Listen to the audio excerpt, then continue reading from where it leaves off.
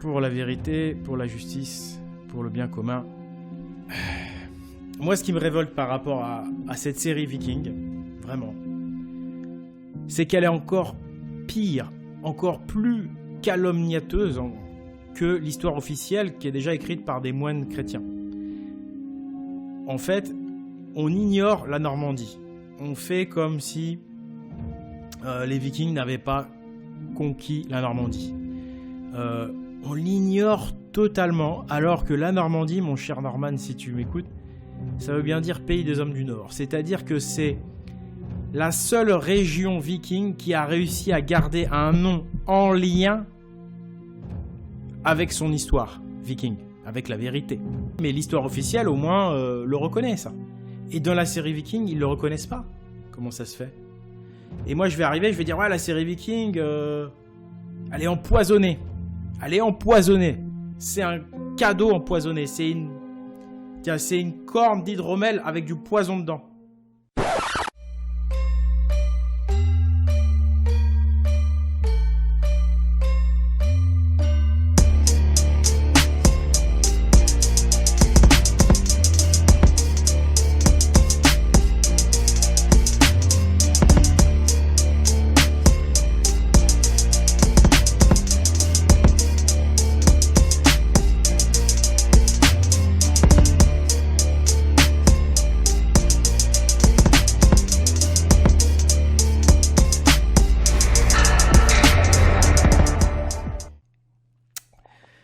Bonsoir, bienvenue dans l'AGP. Ce soir, on va débunker un petit peu la série Viking et l'histoire officielle des Vikings, surtout.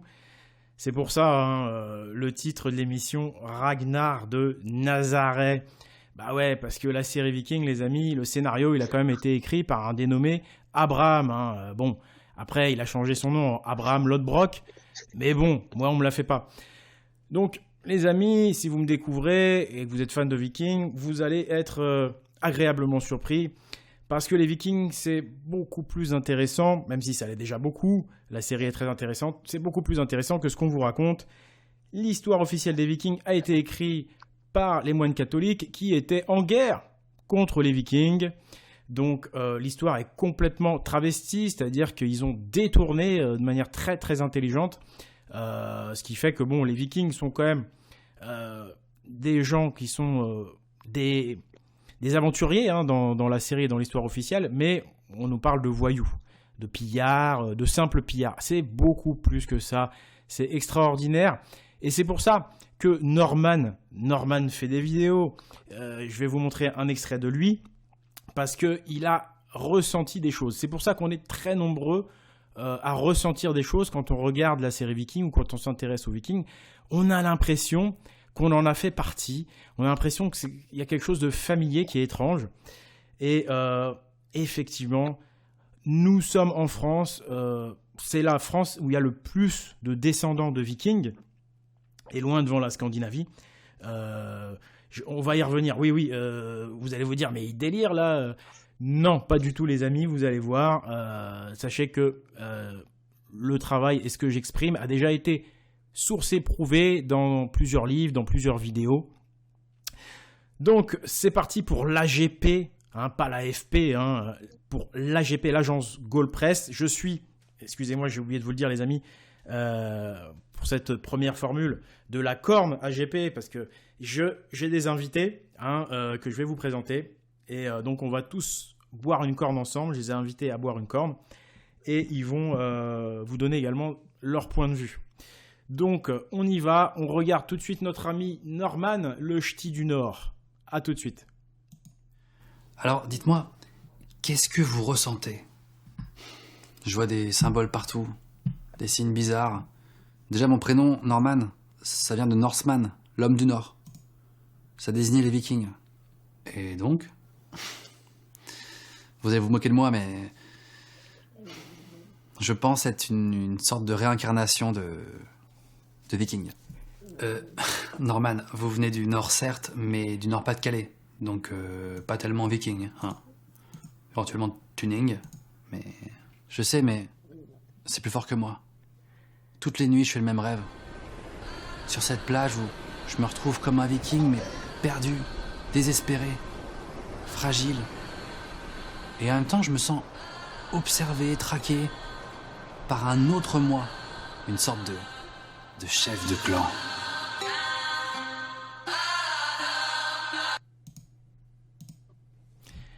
Voilà pour cet extrait donc de Norman qui se sent traqué par un autre lui, qui se sent parfois comme un chef de clan, comme s'il y avait un autre lui qui lui disait de devenir un viking.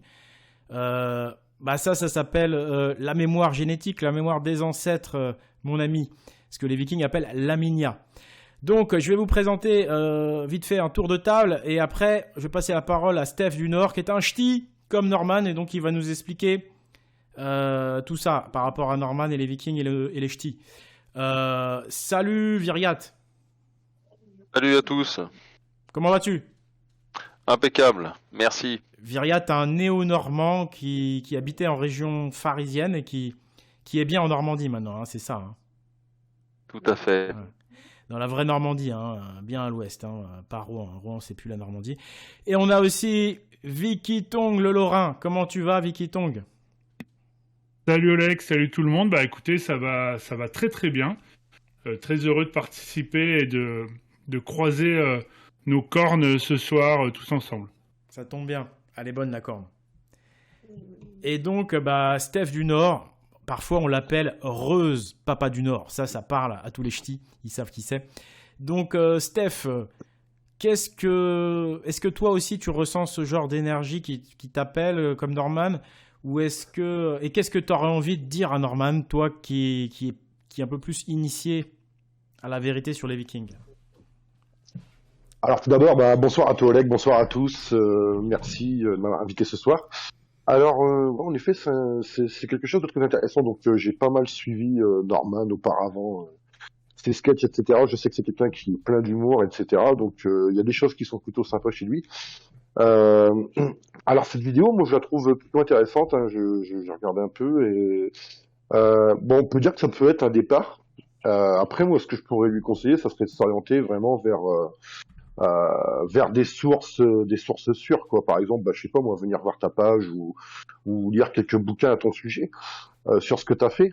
Après, je pense qu'on peut prendre sa vidéo dans deux sens. Donc, soit il y a le côté caricatural, parce qu'il montre aussi quand même quelque chose qui est très bien, qui peut montrer par rapport au sujet principal, c'est qu'il y a quand même un peu une caricature, un petit peu du monde viking actuel, etc. Et qu'en parallèle, ça manque un peu. Alors, je parle pas de lui, mais je parle en général. Ça manque un peu de sources sûres, d'éveil de conscience, etc., quoi. Donc moi j'invite vraiment Norman, parce que de toute façon il porte un nom fou, hein, un prénom, pardon. Moi je l'invite vraiment à s'orienter vers de très bonnes sources afin de pouvoir s'éveiller au maximum. Parce que quand il dit Norman, homme du Nord, il a raison, mais moi je vais lui dire Norman, moi qui suis normand, ma région s'appelle la Normandie. Et Normandie, c'est exactement ça, c'est le pays des hommes du Nord, c'est-à-dire le pays des Vikings. Et ça, c'est pas au programme d'histoire, tu vois. Personne ne le dit. Et la série Viking a ignoré ça. Donc, on va voir que c'était malheureusement fait exprès. Il y a une vraie pression de la part des descendants des moines catholiques qui ont écrit l'histoire. Il y a toujours un lobby chrétien qui influence contre l'odinisme, contre, on va le voir, les Vikings, mais aussi les Gaulois, tout ce qui est lié à l'ancienne religion émancipatrice et libératrice qui faisait l'apologie des vraies démocraties, de l'égalité en droit, de la liberté, etc. Ok, Steph, tu as autre chose à ajouter? Qu'est-ce que tu aurais envie de dire à Norman si tu l'avais en face de toi, là? Qu'est-ce que tu lui dirais, là? En tant que bon ch'ti, étant donné que c'est un bon ch'ti aussi, j'estime, moi je lui dirais, écoute, je peux te faire rencontrer de bonnes personnes, telles que Oleg, suis ses vidéos, regarde au maximum son travail, et puis n'hésite pas à te joindre à nous, n'hésite pas à nous poser des questions. D'ailleurs, je pense même que ça serait le bienvenu, justement, s'il voudrait s'éveiller. On pourrait même l'inviter à se joindre à nous pour en discuter, quoi. Ouais. Maintenant, on va donc revenir sur le sujet de l'émission. Ragnar de Nazareth, les mensonges de l'histoire officielle, dans un premier temps, avant de voir, pareil, les mensonges de la série Viking, qui, en fait, est anti-Viking, en fait, quand on connaît la vérité. Même si, bon, c'est quand même agréable. Attention, je tiens à le dire, j'ai apprécié cette série, si vous voulez. Ça va. Mais au niveau historique, vous allez voir, c'est tellement hallucinant, ce détournement. Donc, je vais vous prouver maintenant que l'histoire officielle des Vikings, ça n'est pas la vérité. Avec quelques questions de bon sens. Premièrement, l'histoire officielle nous dit que les Vikings étaient des pillards, des barbares, et puis c'était des Scandinaves et rien d'autre. Bon, déjà, les Scandinaves et rien d'autre, quand on voit à quel point ils ont réussi à renverser des empires, ça, il faudra repasser, on en reparlera. Mais on nous parle voilà, de pillards et de barbares. Mais c'était il y a 1200 ans, les Vikings.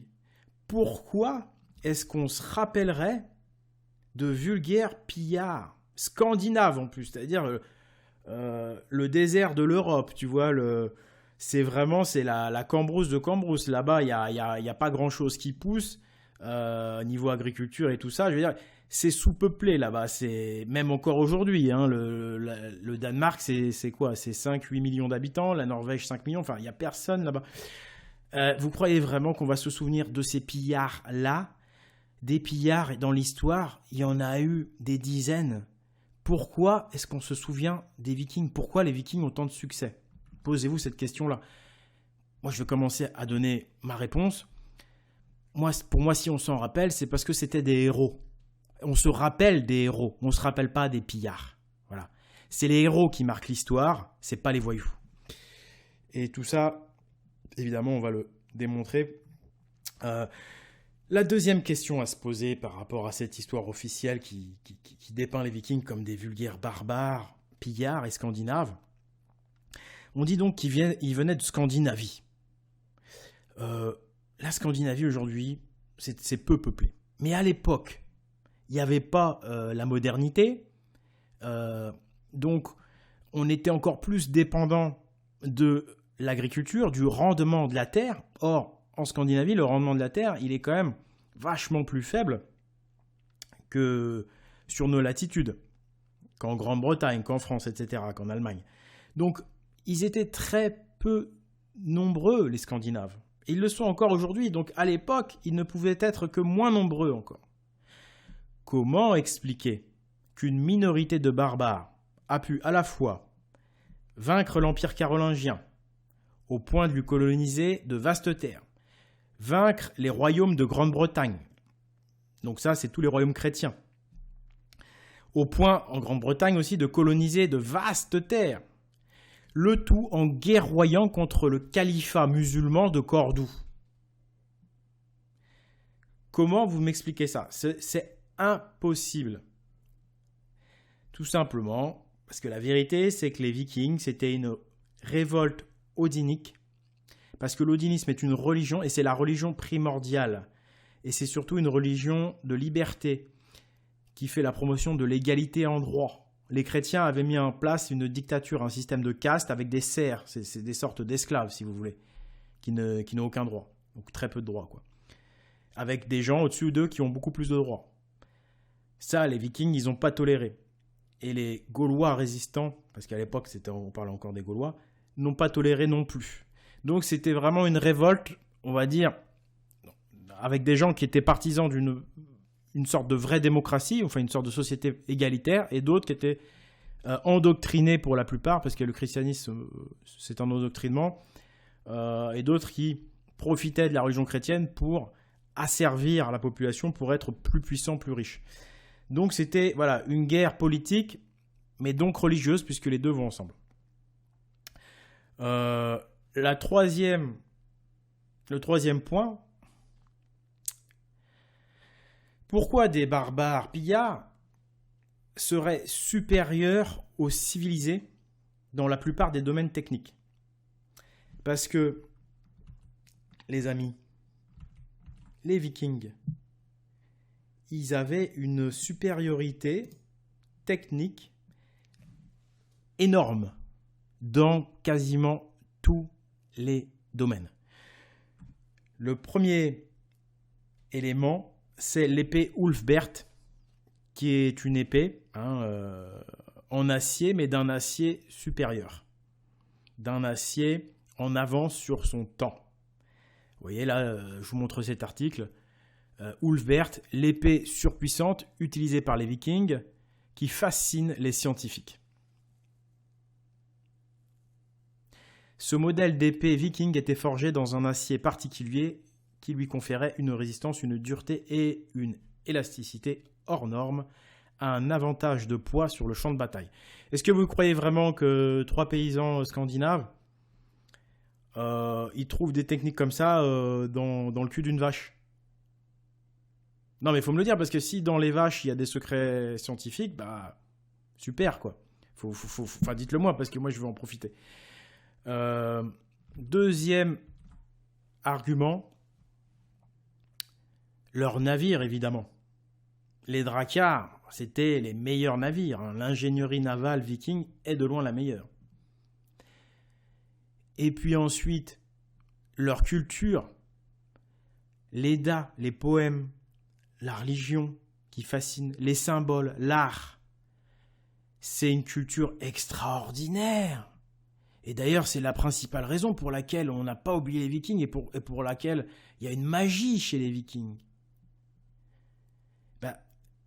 Ça peut pas être, je suis désolé, ça peut pas être des voyous qui créent une culture comme ça. Surtout qu'on voit bien quand on s'y intéresse de près que cette culture, en fait, elle dépasse largement le cadre des Vikings. On la retrouve chez les Gaulois, on la retrouve chez les anciens Espagnols, enfin les Celtibères. En fait, on la trouve sur tous les peuples de la Terre avant cette fameuse inquisition chrétienne sur laquelle on va revenir. Donc posez-vous ces questions. Regardez tous ces arguments. Ils ont découvert l'Amérique. Ça, c'est quand même quelque chose aussi. Et puis, il n'y a pas que l'Amérique. Ils ont été sur un tas de continents avant le monde chrétien. Donc, on nous dit les chrétiens étaient civilisés et pas les Vikings. Pourtant, les Vikings sont en avance au niveau technique à tous les niveaux. C'est quand même drôle, non? Vous trouvez pas?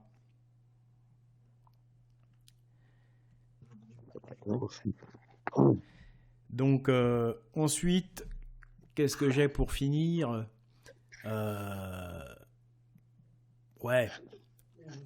Il y a aussi d'autres couleuvres qu'on nous fait avaler. On nous fait croire que les Vikings se sont convertis au christianisme.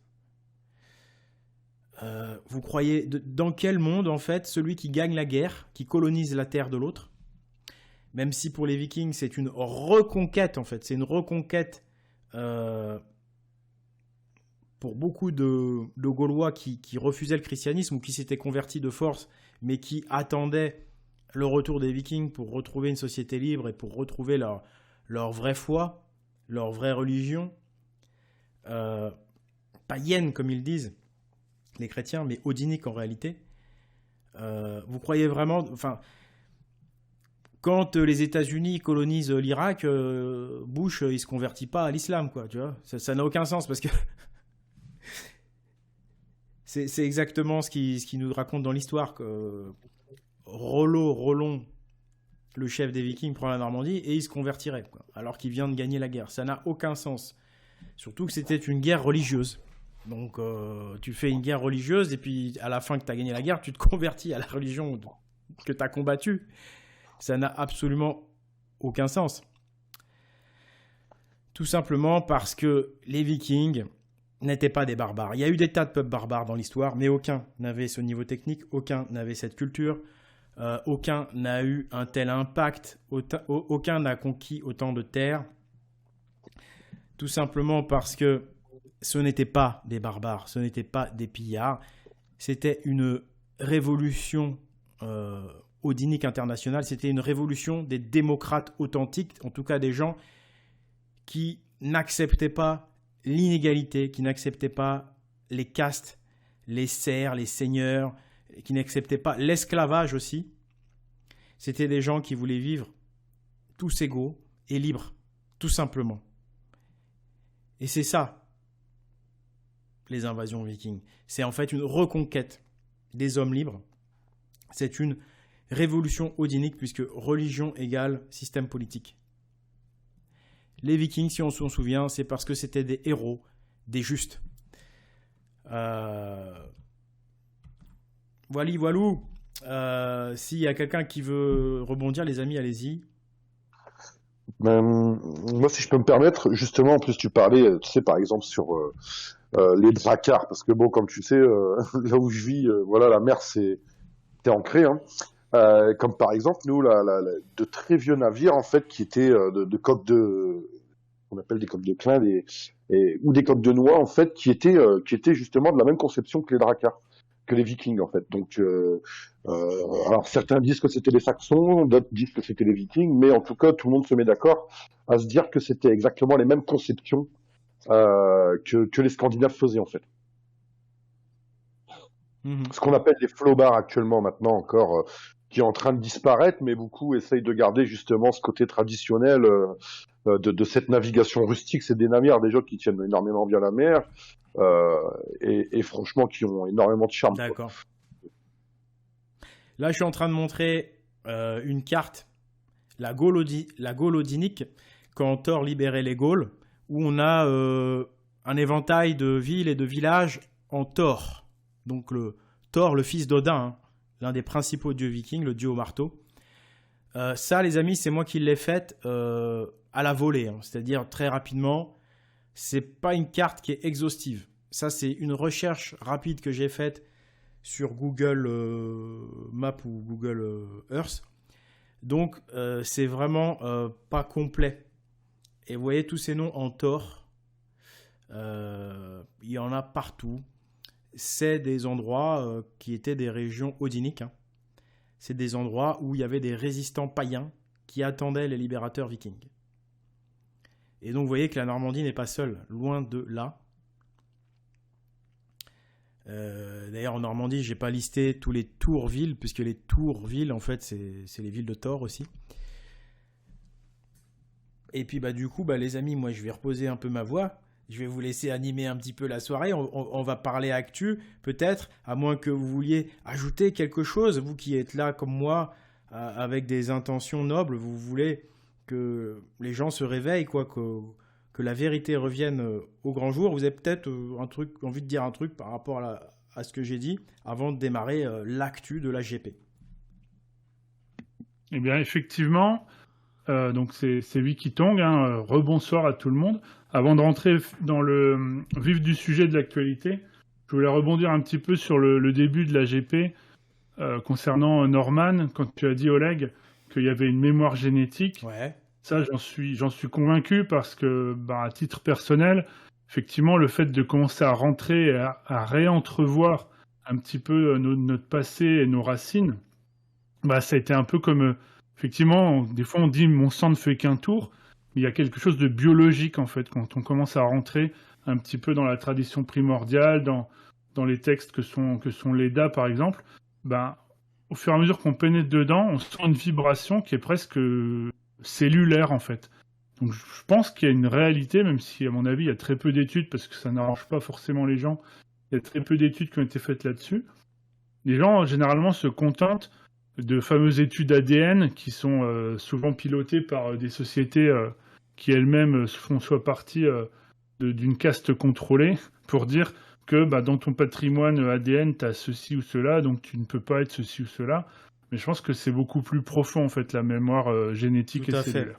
Puis les tests ADN, les résultats, les interprétations sont carrément politisées, orientées. Hein. C'est ça, mais vu que malheureusement, les gens, sur les articles un petit peu scientifiques, ne lisent souvent que les titres ou le résumé de quelques lignes, ils ne rentrent pas, en fait, dans les différentes... dans les différents postulats des scientifiques qui relativisent énormément plus que le gros titre un peu accrocheur qui est fait par le journaliste ou le pseudo-historien. Oui, puis comme je le disais, de toute façon, il n'y a pas que les Scandinaves qui étaient vikings. La majorité des vikings n'étaient pas scandinaves, puisque à un moment donné, les vikings, ils étaient très, très, très nombreux. Hein. C'est comme ça qu'ils ont pu prendre le sud-ouest de la France, la Bretagne, la Normandie, la Bourgogne, le Berry et j'en passe. Donc, la majorité des vikings, c'était des locaux qui attendaient, vous voyez, l'opération viking qui allait arriver. Parfois, ils étaient hypocrites, ils se faisaient passer pour des chrétiens, mais en même temps, ils n'avaient pas trop le choix. Et puis dès que les Vikings sont arrivés, c'était des opérations militaires. Hein. Ils agissaient comme des espions locaux pour les Vikings. Ça, on le voit bien avec la prise de Nantes, où la forteresse de Nantes a été prise parce que les portes se sont ouvertes. On parle d'une forteresse. Hein. Les portes s'ouvrent comme par magie. Donc ça, c'était des Odiniques gaulois locaux, des Odiniques nantais, qui voulaient la liberté, qui voulaient revenir à la religion de leurs ancêtres. Donc cette actu, en fait, ça fait une transition parce que, comme on l'a compris, celui qui a le pouvoir, c'est avant tout une conquête, et c'est une conquête territoriale. Donc c'est celui qui possède et qui occupe le terrain, qui dicte ses règles. C'est ça, l'histoire l'a montré. Aujourd'hui, on est officiellement dans un pays laïque, donc nos amis monothéistes jouent avec les règles du pays, et les règles du pays en termes de conquête du territoire, maintenant on appelle ça de l'urbanisme. Donc l'actualité que je vais vous présenter, elle est assez intéressante parce qu'elle a à peine un mois, où il y a une société qui s'appelle Monasphère. Donc déjà, ils annoncent la couleur, hein, c'est la sphère chrétienne. Donc une sphère, par définition, c'est plutôt un solide qui est fermé sur lui-même. Donc quand ils disent qu'ils veulent ouvrir sur le monde extérieur, la terminologie commerciale n'est peut-être pas la meilleure. Donc la mission Monasphère, il faut savoir que c'est une société immobilière qui a été créée en 2020. Et leur but, c'est contribuer à l'essor et au déploiement d'écosystèmes à proximité de lieux spirituels chrétiens. Alors peut-être de lieux spirituels réappropriés par les chrétiens. Voilà la raison d'être de Monasphère. Nous sommes convaincus de la force prophétique des lieux où des chrétiens et des non-chrétiens vivent un voisinage fraternel, avec la volonté de transmettre et de rayonner, ou plutôt de convertir peut-être. Ouais. La mission de Monasphère, concourir au déploiement de 100 oasis d'ici les 10 prochaines années. Donc en fait, les termes sont hyper importants. On parle de logement, lotissement neuf, on parle pas de cité, on parle de trucs propres. Alors on devrait un peu s'ouvrir sur les autres. Eux, ils ont quand même comme projet de faire 100 quartiers dans ce style-là, dans 100 quartiers purement chrétiens, réservés aux chrétiens.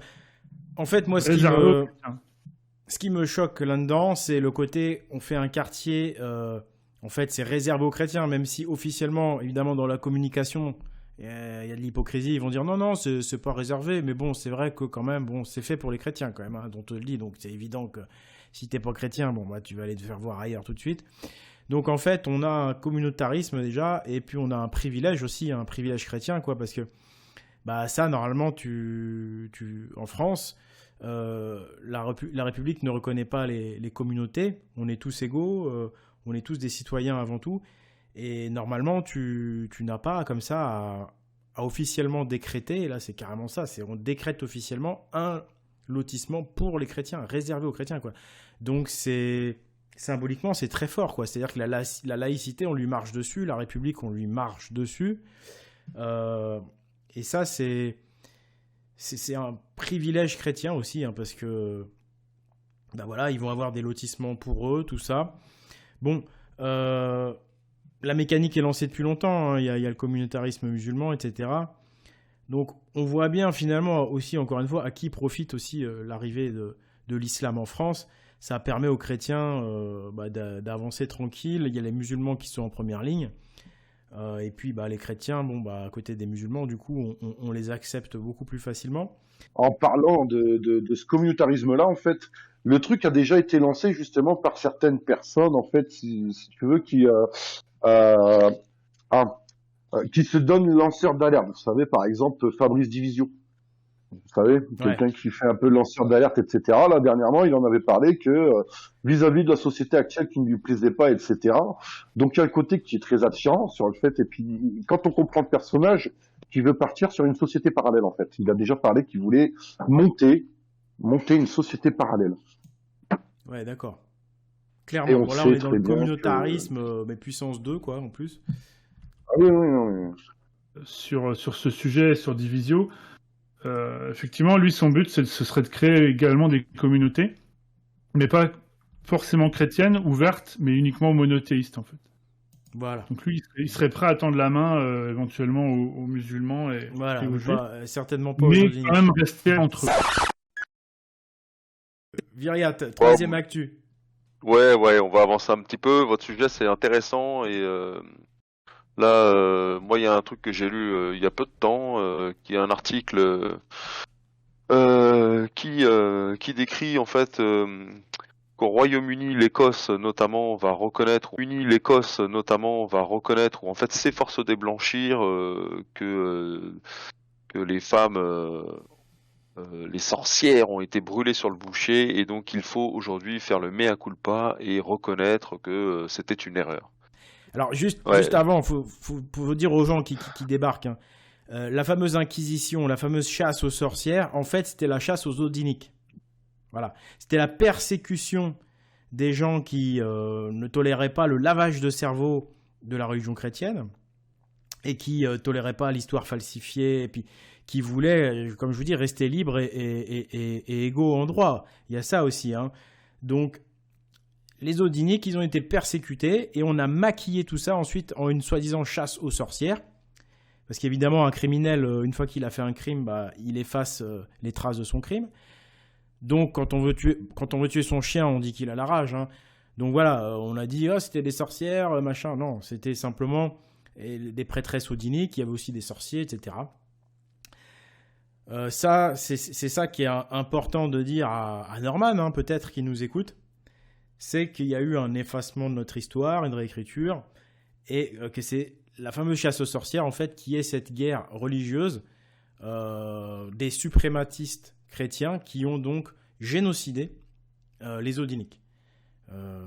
Parce que c'est vraiment un génocide, hein. Au final, il n'en restait plus du tout.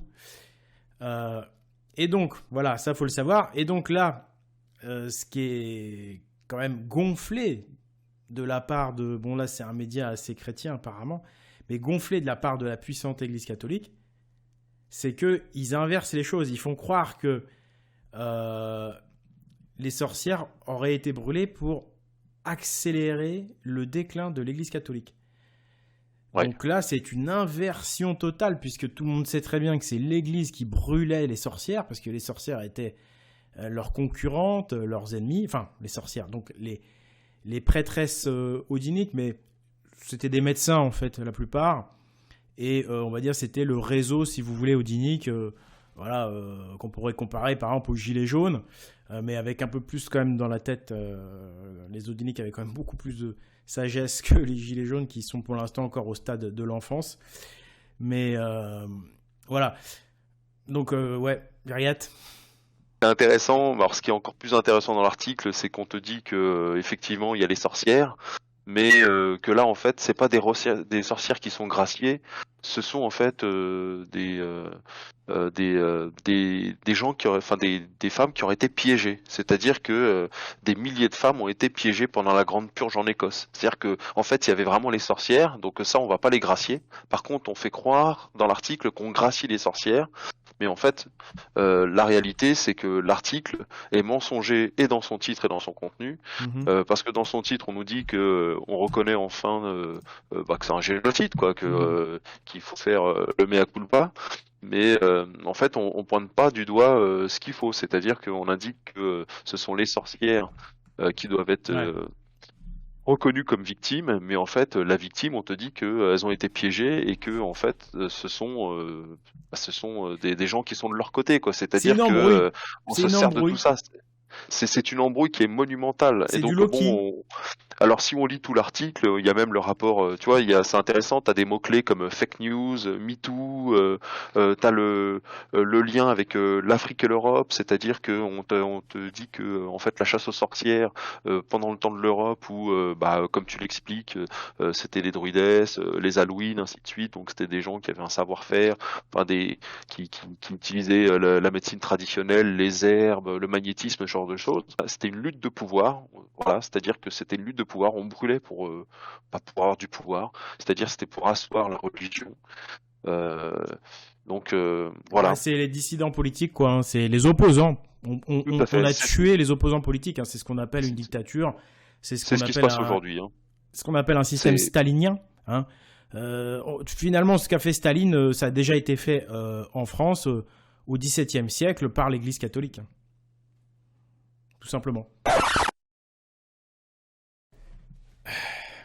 Moi, ce qui me révolte par rapport à cette série Viking, vraiment, c'est qu'elle est encore pire, encore plus calomniateuse que l'histoire officielle qui est déjà écrite par des moines chrétiens.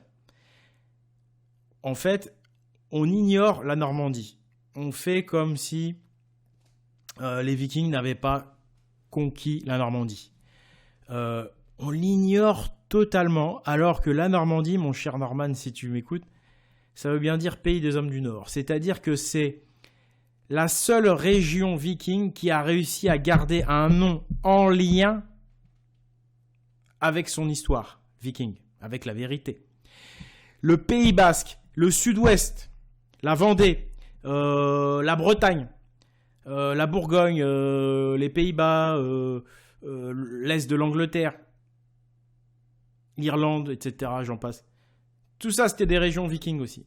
Aucune n'a réussi à garder un nom de région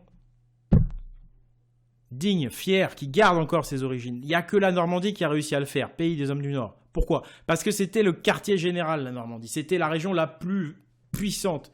C'était là, vraiment, le centre du monde viking, du monde odinique. Et donc, c'est the place to be quand on est un viking, la Normandie. Mais de loin. Et donc, dans la série Viking, on a Rollo. Et effectivement, Rollon, ou plutôt Rolf, de son vrai nom, Rolfer même, c'est le Jarl qui est celui qui a conquis la Normandie, mais avec l'aide évidemment des résistants locaux, des Gaulois locaux. Ça, faut pas l'oublier. Et donc, il a colonisé cette terre qui va devenir donc purement odinique, quoi. Donc, beaucoup de Scandinaves, même si, comme je l'ai dit, la plupart des Vikings étaient des locaux. Hein. Donc, beaucoup d'odiniques surtout. Mais donc, des Vikings à part entière. Et de montrer dans la série Viking que Rollo devient duc de Normandie uniquement par une magouille politique et en plus, en trahissant son frère, en trahissant Ragnar, ce qui est dégueulasse, quoi, moralement. Effectivement, en vrai, ils n'étaient pas frères dans la réalité, mais c'est dégueulasse. En plus, voilà, c'est une insulte contre la Normandie, c'est une insulte contre les Normands et contre tous les Odiniques. De traiter le héros Rolf, qui a pris la Normandie, symbole de la victoire viking dans toute l'Europe, de le faire passer pour un traître à son propre frère et de le faire passer pour un mec qui s'est converti au christianisme et tout. Ah, mais c'est du mensonge, c'est dégueulasse. Et en plus, cerise sur le gâteau empoisonné, bah, ils font croire qu'il n'y a que lui qui est... Voilà, il n'y a que Rollo. Hein. Il n'y a aucun autre viking qui arrive là-bas, en Normandie. D'ailleurs, je ne sais même pas s'il prononce le nom Normandie, tu vois. Donc, ça, les amis, ça veut bien dire qu'il y a eu une volonté à un moment donné, parce que, je veux dire, le scénariste de la série, il a été soit sous influence, soit il a fait exprès, mais même dans l'histoire officielle des Vikings, on reconnaît que la Normandie, c'est le pays des hommes du Nord. On reconnaît que les Normands, les hommes du Nord, donc, se sont installés en Normandie. On reconnaît ça. On reconnaît. Alors, ils minimisent tout le temps. Ils essayent de faire croire qu'ils étaient moins nombreux que ce qu'ils étaient en réalité. Mais l'histoire officielle, au moins, le reconnaît, ça. Et dans la série Viking, ils ne le reconnaissent pas. Comment ça se fait ? On parle de l'épicentre du monde viking. C'est une insulte. C'est pour ça que moi, la série Viking, j'aime beaucoup le personnage et tout, mais sincèrement, elle me faisait remonter les tripes très très souvent. Et donc, vous voyez, et c'est là où c'est très difficile psychologiquement, c'est qu'elle va séduire les gens parce que les gens ne connaissaient pas les Vikings. On leur raconte cette histoire-là, bah, ils y croient. Ils vont aimer Ragnar, ils vont aimer machin.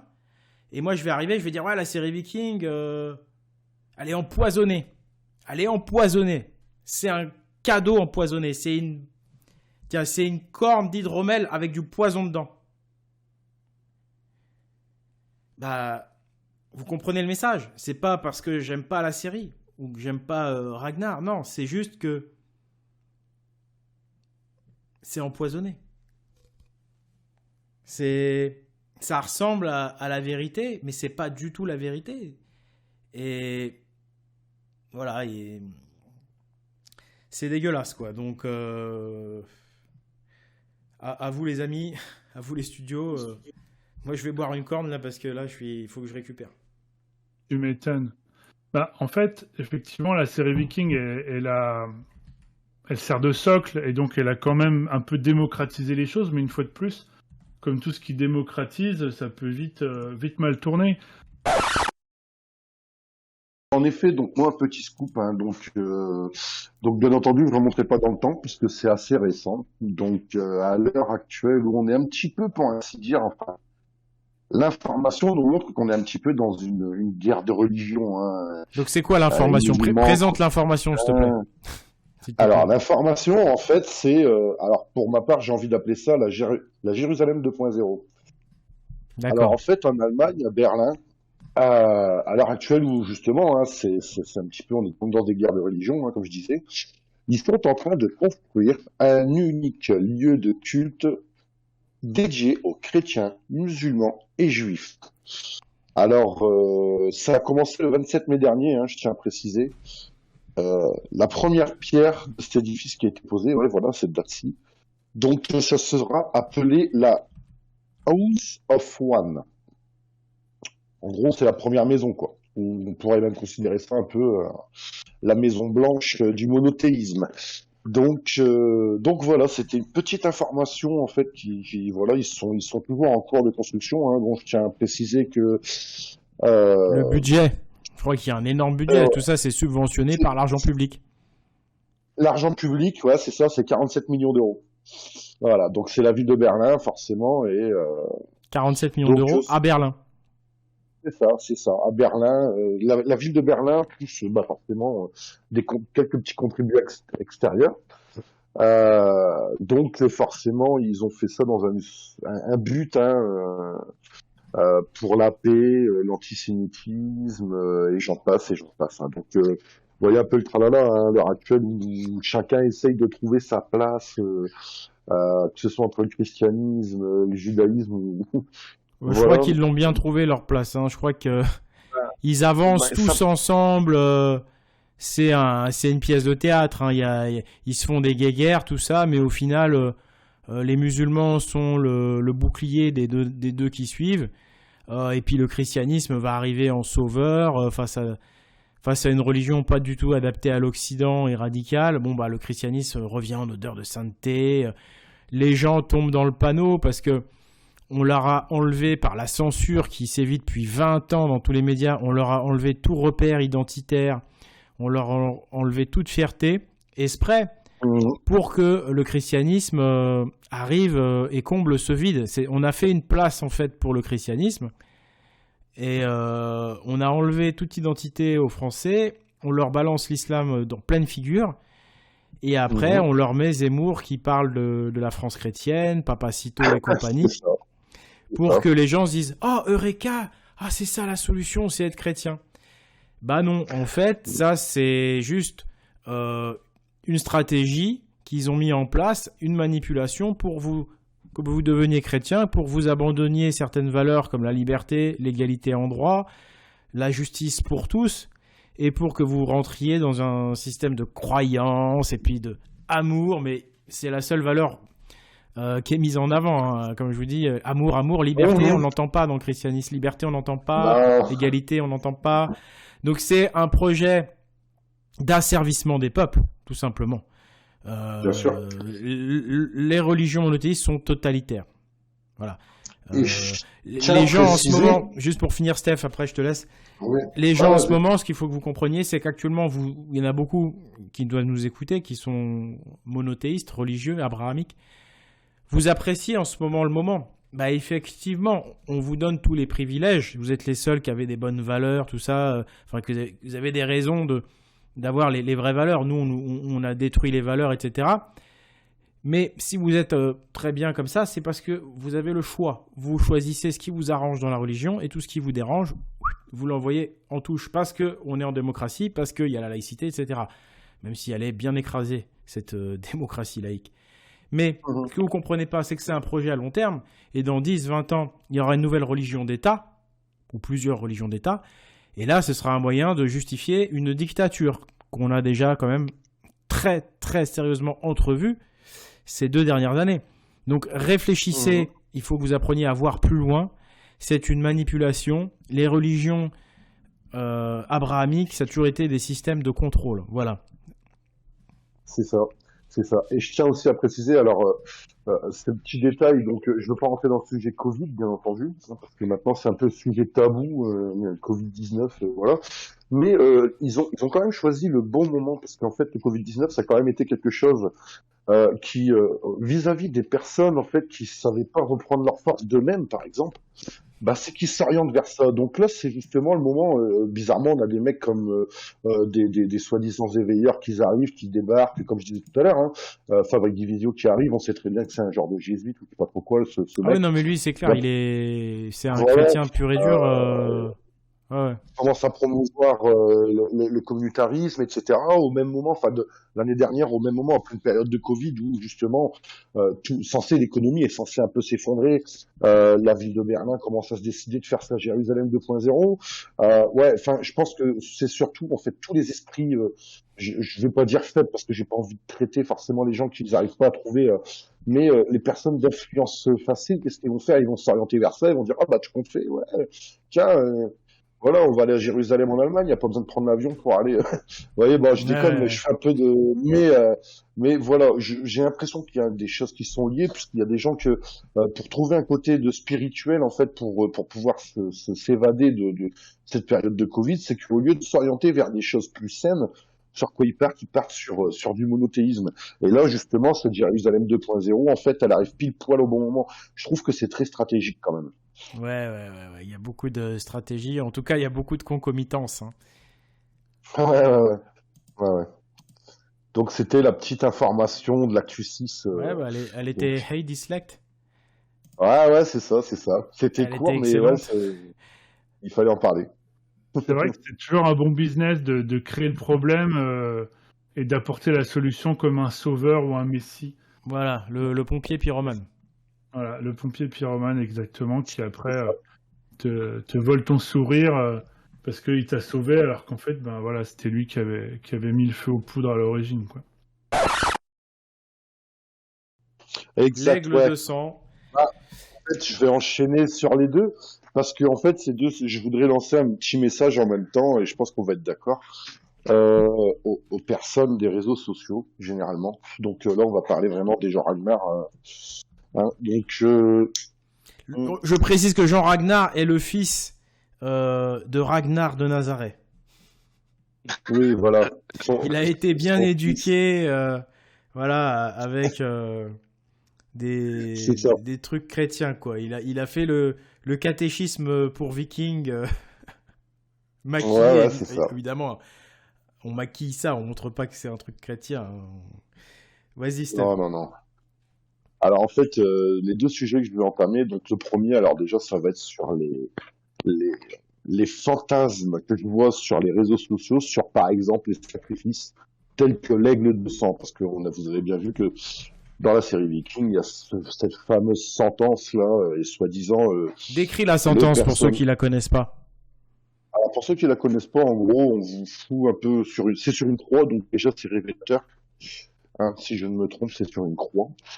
On vous ouvre le dos, on vous brise les côtes et on vous les ouvre. En fait, c'est l'histoire et en fait, l'objectif, c'est de sortir les poumons par l'arrière et de les poser sur les épaules. Et en fait, il était dit, soi-disant, que la personne qui arrivait à résister jusqu'à ce que ses poumons soient sur ses épaules, le mec irait au Valhalla parce qu'il aurait quand même été, il serait mort quand même. Voilà.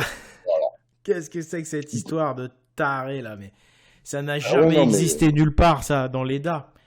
Ça doit être des textes, les fameuses sagas complètement bidons là, que tous les historiens officiels prennent, alors qu'on sait pertinemment que ce sont des faux rédigés par des moines chrétiens avec des noms scandinaves. Alors on dit que c'est des...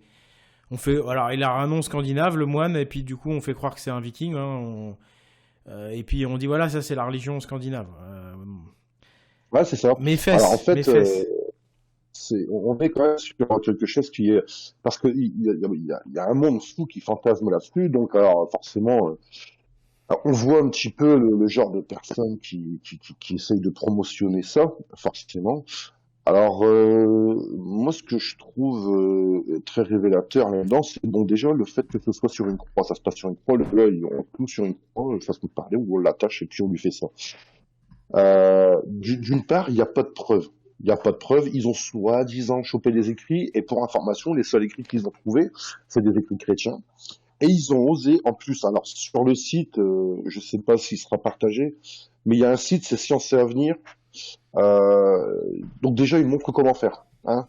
Donc ça donne une bonne influence pour les gros tarés. Ouais, là je suis en train de montrer... Non mais, alors Steph, je te coupe, je suis en train de montrer l'explication technique. On a carrément un corps humain disséqué. Non mais, tu te rends compte le niveau... Tu t'intéresses aux Vikings et on te fait des articles mais sur comment on peut disséquer un corps humain, quoi. Non mais c'est grotesque, c'est ridicule. Quel est l'intérêt de faire des articles là-dessus en permanence? Mais c'est surtout le fait ce qui est sûr, c'est que ça n'existe pas dans l'Edda, comme je vous dis. C'est relaté dans des textes dont on sait pertinemment qu'ils ont été écrits par des inquisiteurs déguisés en Vikings pour décrédibiliser, pour calomnier. On le sait pertinemment. Donc, ça fait partie de la calomnie contre l'odinisme. On a les sacrifices humains dans le même registre. Et on a l'esclavage, soi-disant, des Vikings dans le même registre. Tout ça, c'est archi faux. Comme je le disais encore une fois, l'histoire officielle qui était écrite par les moines chrétiens, même elle ne va pas aussi loin dans la calomnie. On ne trouve pas dans les textes écrits par des inquisiteurs, on ne trouve aucune histoire d'esclavage. Aucune. Nulle part on dit que les Vikings faisaient de l'esclavage. Et aujourd'hui, là, il y a 5-6 ans, dans National Geographic, on nous a sorti une théorie révisionniste, pour le coup. Oui, les Vikings étaient esclavagistes. J'ai lu cette théorie. Elle repose vraiment sur rien, quoi. Sur rien de fiable. Sur des interprétations étymologiques qui sont complètement fallacieuses. En plus, j'ai déjà expliqué un peu tout ça. On en reparlera, je ne vais pas détailler. Mais j'ai détaillé dans mon livre Notre-Dame d'Odin, si vous voulez. Et puis on en reparlera au pire. Mais l'esclavage, c'est faux. Ça, c'est une inversion accusatoire totale. L'esclavage était pratiqué par les chrétiens, les juifs et les musulmans contre les païens, justement.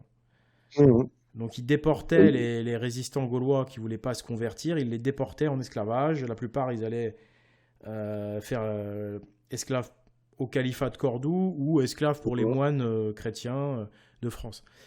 Donc voilà, tout ça, ça fait partie de la calomnie, quoi. Tu vas nous parler de la mode, des phénomènes de mode, coiffure viking, tatouage viking et compagnie, c'est ça ? Ouais, c'est ça, c'est la moumoute de chez Ikea avec les petites coiffes, etc. Enfin, en fait, on est vraiment sur une caricature phénoménale, c'est-à-dire que les gens n'ont même pas ouvert les Edda, n'ont même pas lu une page. Ils ont regardé un truc, ils ont vu que l'Agartha c'était magnifique, elle avait une belle coupe. Donc en fait, on est parti complètement sur du délire. En fait, on se retrouverait, je me croirais dans les années 90 avec les survêtements Adidas Impression, vous savez. Bah là, c'est le même délire, mais en mode viking. C'est un phénomène de mode, quoi. Ouais, c'est tout à fait ça. Là, on est dans un phénomène de mode, les gens s'y croient complètement. Ils se baladent, bientôt ils vont se balader dans des magasins avec des haches, parce qu'ils seront contents, ils ont regardé Vikings et c'est, voilà. Donc en fait, je trouve que sur les réseaux sociaux, ça fantasme trop sur les sacrifices, sur la petite mode de faire le barbare en portant une petite peau à la con sur eux et en faisant une belle coiffe. Donc maintenant, en fait, ça donne une promotion quand même à des gros. Ouais, voilà. Après, moi, la mode viking, ça me gêne pas du tout parce qu'au contraire, ça va créer une promotion, comme tu dis. Alors, certes, c'est pour faire de l'argent. Je veux dire, les intentions de base ne sont pas bonnes, mais ça ne nuit pas et au moins, ça permet peut-être de populariser un petit peu. Bon, c'est vrai que les Vikings étaient pas tatoués comme ça. C'est vrai qu'ils se rasaient pas les cheveux comme ça sur le côté. En tout cas, ils avaient bien les cheveux longs, ils avaient bien la barbe. Bon, ils pouvaient quand même se raser un peu comme ça. Par contre, ils n'avaient pas de tatouage comme ça. Ça, je dis C'est pas pour ça ça qu'en méchamment fait, pour les gens qui adorent les tatouages. Moi, ça me gêne pas, tatouez-vous. Moi, comme je vous dis, déjà, ça fait plaisir. Si on s'intéresse aux Vikings, etc., qu'il y ait une mode Viking, ça me gêne pas. Mais historiquement, on n'avait pas de tatouage comme ça, non. Bon, bref. Putain, avec des tatoueurs. Chacun j'avais fait ce qu'il veut. Moi, je suis pour la liberté. Donc, les gens qui se tatouent, le prenez pas pour vous. Moi, j'aime bien les gens qui sont tatoués. Je trouve ça beau. Moi, personnellement, je n'en ai aucun. Mais moi, ça me gêne pas, si tu veux, par rapport à la calomnie des chrétiens sur les sacrifices humains. Là par contre, ouais, là, j'ai une dent sévère. Mais moi, je pense qu'en parallèle, il faut aussi quand même, ne serait-ce que apprendre le sens des fêtes, etc. C'est pour ça, comme tu disais, moi, je leur conseille quand même de prendre plus d'informations, etc., pour trouver plus Norman, d'authenticité et pas ressembler. attends, Voilà. je m'adresse à Norman, C'est ça, Steph. exact. Je peux m'adresser à ton Vas-y, frère Ch'ti, vas-y. j'ai envie de dire. À mon frère Ch'ti, Il bah faut oui, que tu bien sûr. lises Notre-Dame d'Odin, Norman. Et puis, si t'as pas envie de lire, il faut que tu regardes mon film Templiers, Vikings et Cathédrale. Et puis ensuite, Jeanne d'Arc, la Valkyrie. Et le prochain film va se nommer... je vais pas donner le titre, mais il va sortir le 15 avril. Ok, Viriato. Donc, tu voulais glisser une corne là, dans les Une fesses grosse corne. des Une grosse corne. néo-inquisiteurs, dans les fesses de la brigade de la pensée, là, de la Tout à police de la fait, la pensée. brigade de la pensée. Écoutez-moi, mes amis de la brigade de la pensée qui n'êtes pas mes amis, mais qui êtes mes ennemis, mais pas de mon choix, du vôtre d'ailleurs. Instruisez-vous un petit peu et vous découvrirez que les Gaulois, les Gaulois ont été en Anatolie. Donc l'Anatolie, pour les incultes, c'est la Turquie. Et les Gaulois, ils y sont allés bien avant Ragnar, Jésus de Ragnarok de De Nazareth, Nazareth. le fils d'Abraham Lodbrok. Le fils d'Abraham Lothbrok, exactement. Et donc, un article intéressant que j'ai trouvé au hasard de mes lectures, donc qui est très très long, qui en traite beaucoup de parties. Donc, l'essentiel est là, c'est que euh, les, euh, les Gaulois ont migré euh, vers l'Anatolie. Donc là, c'est pas la migration de l'Orient, du Moyen-Orient, de l'Afrique vers l'Europe, mais de l'Europe vers le Moyen-Orient, ce qui est très intéressant. Donc, on nous parle tout le temps d'une migration vers l'Europe, mais là, c'est pas le cas. Et donc, ce que nous raconte cette histoire, c'est que les Gaulois, nos fiers guerriers gaulois, une poignée d'entre eux, y sont allés, donc on ne sait pas comment, à barque, à pied, à dos de cheval, on ne sait pas. En tout cas, ils y sont allés et ils y sont installés durablement. Si durablement qu'aujourd'hui, dans les pierres, dans le territoire, il y a encore des mots gaulois, il y a encore de la toponymie dans les lieux qui sont gaulois. Donc les Galates, c'est purement gaulois. Et donc ça c'est très intéressant. Donc Tout à fait, les Galates, la Galicie, et donc le ces pays de Gaulois, Galles. tout à fait, ils ont un parler qui est resté très longtemps là-bas et donc qui était dérivé, un Gaulois qui était similaire à celui des Trévires. Alors c'est intéressant, c'est que dans l'article on nous dit que ces Trévires c'est les Belges. Et à la fin de l'article, dans la deuxième partie, on nous dit que c'est les Allemands. Donc tout ça, c'est la même chose. Donc on nous parle tantôt de Celtes, tantôt de Gaulois, tantôt de Belges, tantôt d'Allemands. Donc vous avez compris toute cette division entre les Gaulois, les Celtes, les Saxons, les Germains, les Normands, les Vikings, c'est la même chose. On parle du même peuple. Donc le peuple celte en général, donc le peuple viking, c'est-à-dire le fait. peuple de cette Europe du Nord, ce peuple, les Saxons, on pourrait les appeler comme vous voulez, Ce peuple c'est la même cornu. chose. Ils ont voyagé énormément et donc ils sont allés jusqu'en Anatolie, ils s'y sont installés, ils ont botté le cul à tout le monde, mais on leur dit, dans l'article, on dit que c'est des barbares, que c'est des sanguinaires, qu'ils font des sacrifices, ils ont tous les torts et les travers, mais ils se sont durablement installés, si bien d'ailleurs qu'ils ont fondé un certain nombre de grandes villes là-bas et ils ont eu ils sont vraiment partie de l'histoire de ce pays aujourd'hui et c'est reconnu et donc ce qui est formidable, c'est que ce sont de simples petits barbares. Donc c'est à ne plus rien comprendre. C'est-à-dire que les C'est un barbares, fléau. Alors, Viret, je te coupe. Dans l'article, ils disent les Galates, le fléau de l'Asie mineure. ouais, C'est un fléau, tu vois. Par contre, les Romains qui arrivent, qui dégomment tout, les chrétiens qui convertissent tout le monde par la force, ça, c'est pas un fléau, c'est la civilisation. Mais les Galates qui vont en Asie mineure, c'est un fléau. Exactement comme les Vandales en Afrique du Nord qui ont donné le mot vandalisme, quoi. Ouais. et donc ça a donné lieu à de l'art. Donc il y a eu des sculptures, il y a eu tout un tas de choses qui, en hommage à ces Gaulois, donc à ces Galates qui étaient des guerriers, qui étaient des résistants, des berserkers.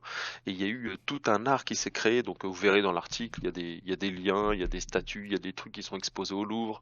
Et puis on les reconnaît. Plus loin, on voit que un peuple fier. Très grand, des cheveux longs, vêtus vraiment comme des Gaulois, avec ces boucliers là, vous savez, je me rappelle plus du nom malheureusement, mais ce bouclier qui est très long, un peu à la gauloise là.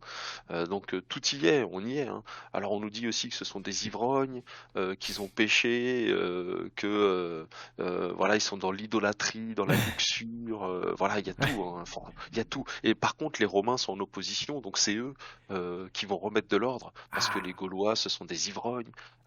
Voilà, il y a de la déchéance, il y a tout ça, et eux, ils vont Ouais. remettre tout ça d'après. Voilà, moi c'est intéressant, un article très très très intéressant. Je vous invite à le lire. Faut le débunker un petit peu, mais bon, maintenant je pense que vous savez faire. Mais super article que j'ai trouvé là et que j'ai trouvé très intéressant. Moi personnellement, je connaissais pas cette histoire sur les Gaulois en Anatolie, et donc j'ai trouvé ça très sympa. Ouais, bah je l'ai montré là aux gens. C'est vrai qu'il est vraiment bien. Il faut savoir simplement débunker un petit peu, avoir les bonnes bases. Et du coup, à la fin, bon, on a une vision qui est claire. Et vous voyez qu'on peut même en rire gentiment. Ben ouais, c'était vachement intéressant cette migration donc des Gaulois. Je rappelle, hein, on rappelle les racines. Galles, donc Galicie, Galate, Pays de Galles, Gaulois, et puis aussi, puisque vous savez qu'en langue anglo-saxonne, le W devient le G, hein, Guillaume, ça devient Willem, William, Guillaume, et donc les Wallons, hein, nos amis belges, les Wallons, tu peux mettre le G, Gallon, Gallois, quoi. Tous les peuples de Galles, qui sont des Celtes, des Celtes, quoi. Hein, et les Germains, la Galicie, c'est des Celtes aussi. Hein, je vous rappelle que les Germains, en réalité, c'est des Celtes. Je ferai une vidéo d'ailleurs là-dessus pour clarifier tout ça. Merci Viriat, le Celtibère, parce que c'est un néo-normand, mais ses origines profondes sont Celtibère. On passe maintenant à une autre actu, Vicky Tong, tu vas nous parler. Donc là, on va terminer en beauté avec du plaisir pur. Quelque chose à montrer à nos enfants, un super dessin animé, Vicky Tong. Alors juste avant, je voulais rebondir aussi sur l'actu de Viriat, parce que c'est vrai rebondir, toi, tu aimes le saut en hauteur, le trampoline, toi. C'est ça, Vas-y. Je suis bondissant comme le tigre dans... Bref. Effectivement, on a eu à discuter, à échanger avec des amis berbères, et alors, j'explique en 2 secondes. Le futark, hein, qui est un petit peu donc l'alphabet runique, on va dire. Carrément, même. Quand ils ont découvert ça, une décoration qui était au mur, mais en fait, eux ont des origines berbères, donc beaucoup plus anciennes que l'islam.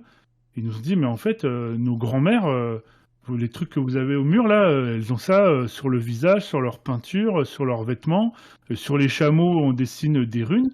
Et en fait, effectivement, ils étaient sur tout le bassin méditerranéen, nos ancêtres celtes. Donc voilà, c'était juste tout à fait. cette petite parenthèse, quoi. Même avant les Vandales, il y en avait déjà.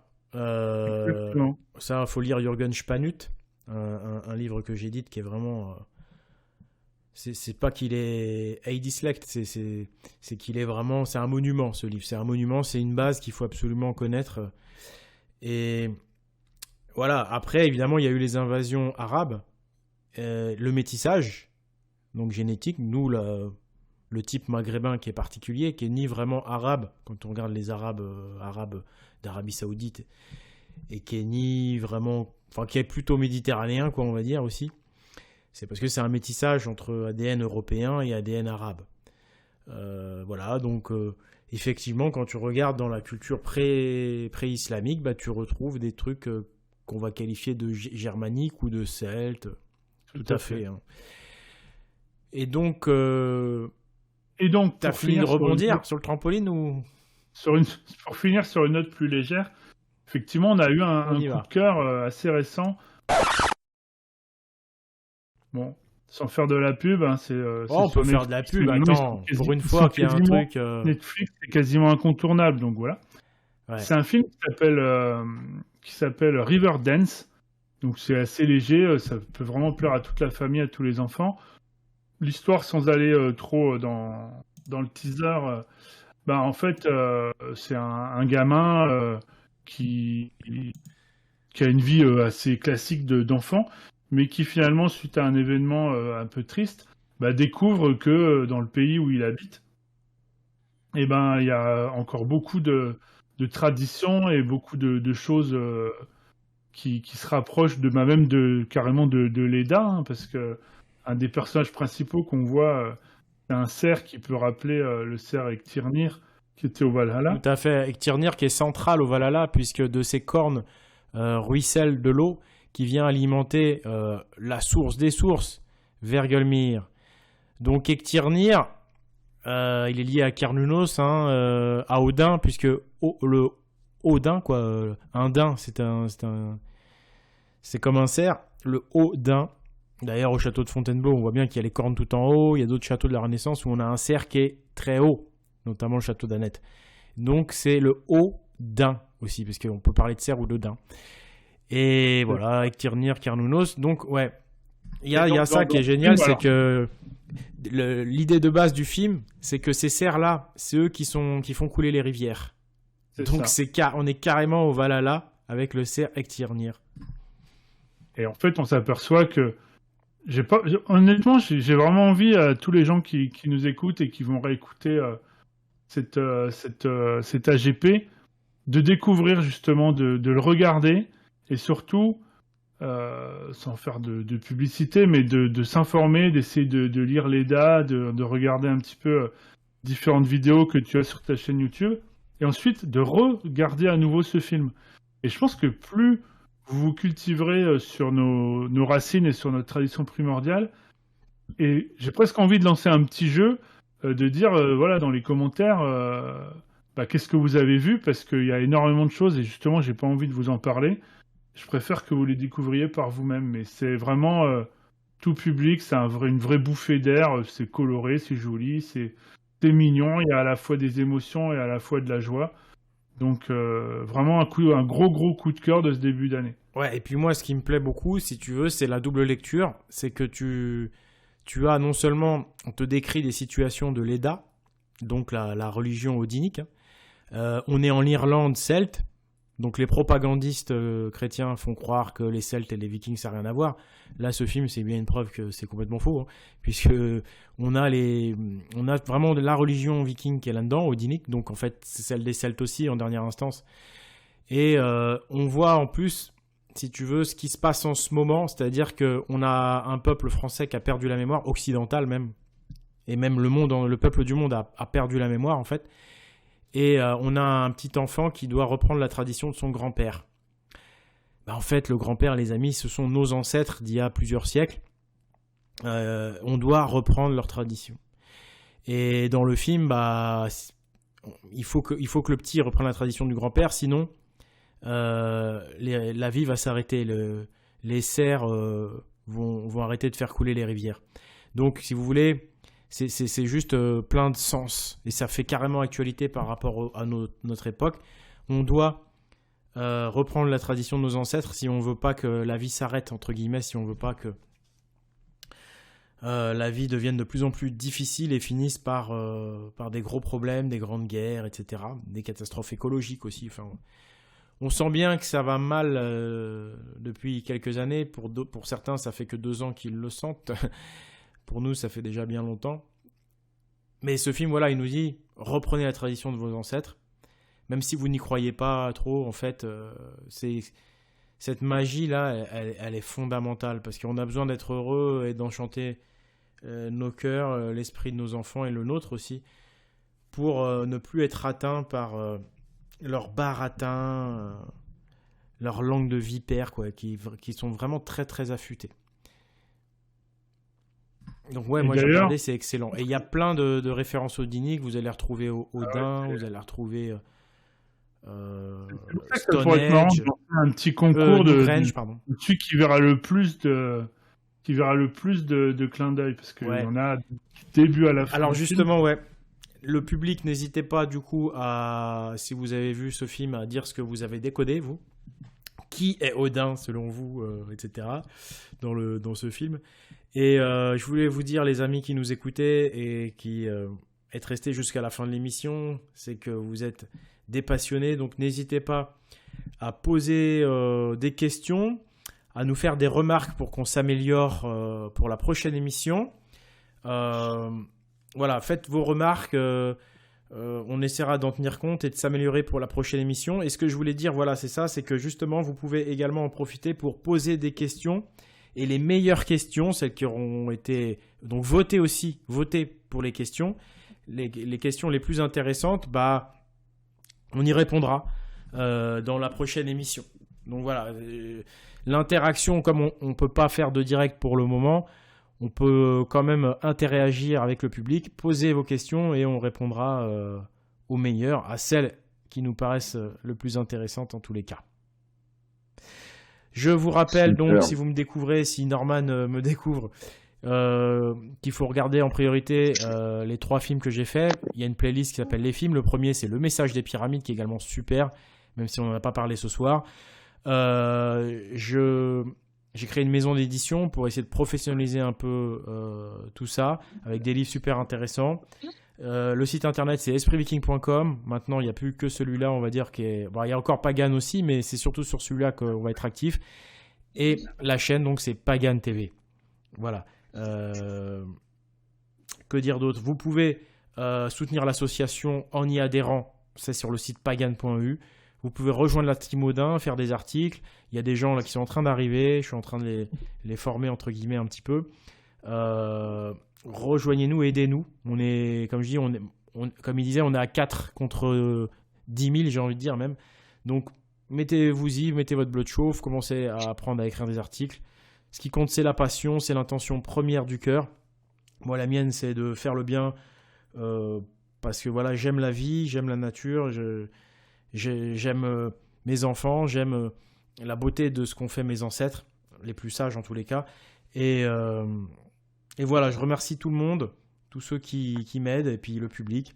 C'était Oleg, Vicky Tong, Viriat et Steph du Nord, dit Reuse, Papa du Nord, pour la justice et la vérité. Allez, à bientôt, au revoir.